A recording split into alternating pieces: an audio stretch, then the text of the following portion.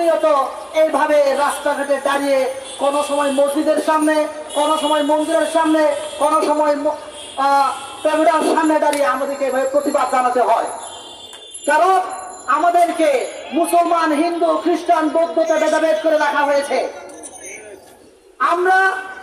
আমি খুব গতকাল প্রেস ক্লাবের সামনে এক বক্তব্যে আমি বলেছিলাম, আমি মনে করেছিলাম যে আমার এই সাইফুল ভাইয়ের হত্যাকাণ্ডের জন্য আমার সংখ্যালঘু ভাইয়েরা, সংখ্যালঘু বলতে আমি স্বাচ্ছন্দ্য বোধ করি না, কিন্তু ফ্যাসিস্ট হাসিনা যেহেতু আমার মাথায় দিয়ে গেছে, আপনার মাথায় দিয়ে গেছে, তাই কথার ছলে এটা অটোমেটিক চলে আসে।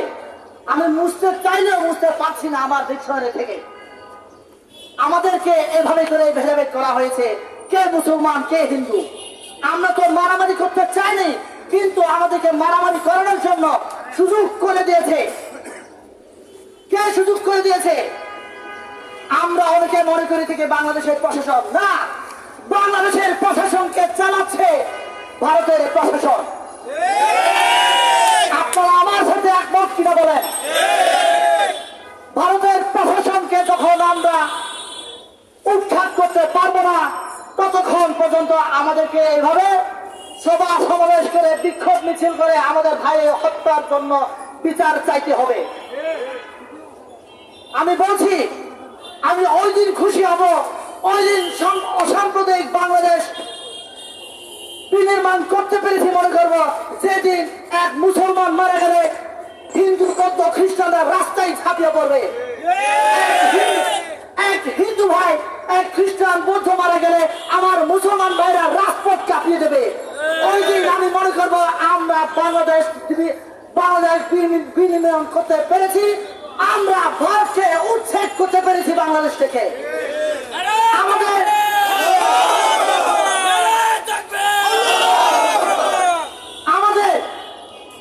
এখন কিছুক্ষণ আগে যে স্লোগানটা দিয়েছে আপনারা সকলে শুনেছেন, এটা স্লোগান, এটা একটা স্লোগান, মুসলমানদের স্লোগানের মধ্যে এটা মানুষকে জাগরণ করে, নারায়ণ তাকবীর আল্লাহু আকবার।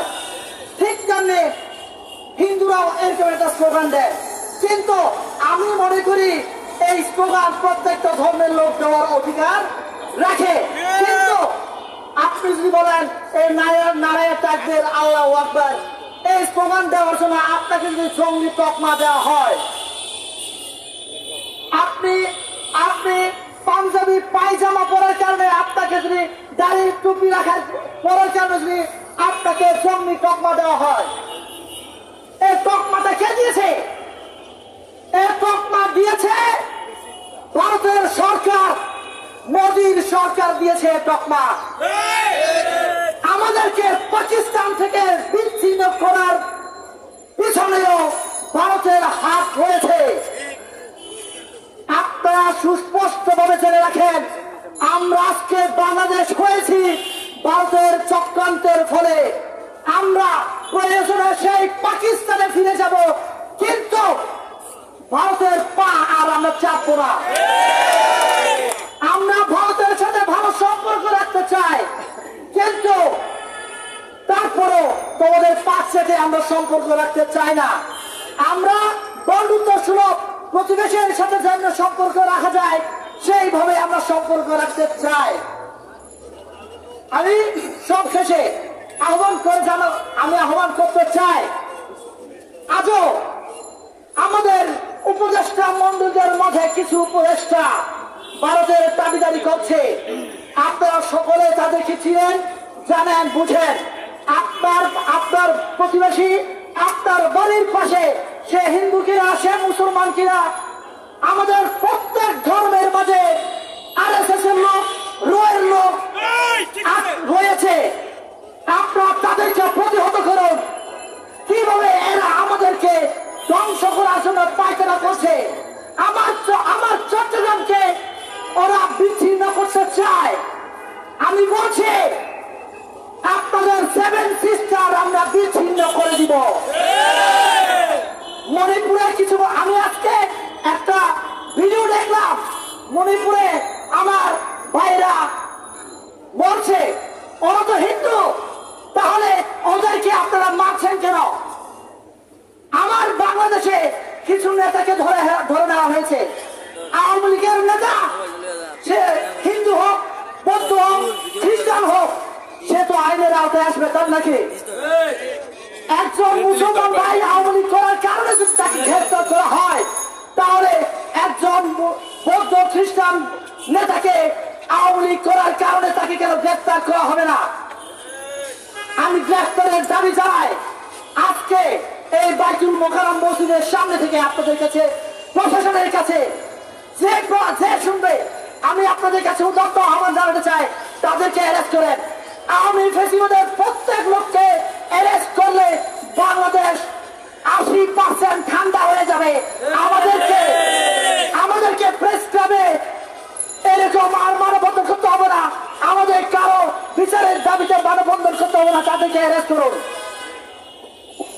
ধন্যবাদ ধরাই চিংমং দাদাকে।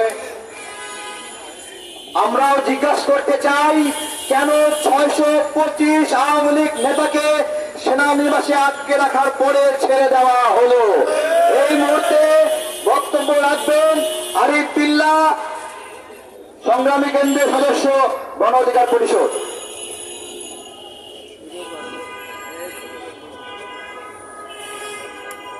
প্রিয় বন্ধুগণ, গণ অধিকার পরিষদ কর্তৃক আয়োজিত আজকের এই শহীদ মিছিল থেকে বলতে চাই, তারা আজকে আমরা প্রায় 4টি প্রোগ্রাম করছি অ্যাডভোকেট সাইফুল ইসলাম আরিফ ভাইয়ের হত্যাকাণ্ডের বিচারের দাবিতে। অত্যন্ত দুঃখের সাথে বলতে হয়, মুসলিম অধ্যুষিত দেশে আমরা বসবাস করি, কিন্তু মনে হয় না এটি মুসলিম অধ্যুষিত দেশ। মনে হয় আমরাই সংখ্যালঘু, মনে হয় আমরাই সেই সংখ্যালঘু। 8% সংখ্যালঘু হয়ে 32% চাকরি আদায় করে নাই, আর আমরা বসে বসে আঙুল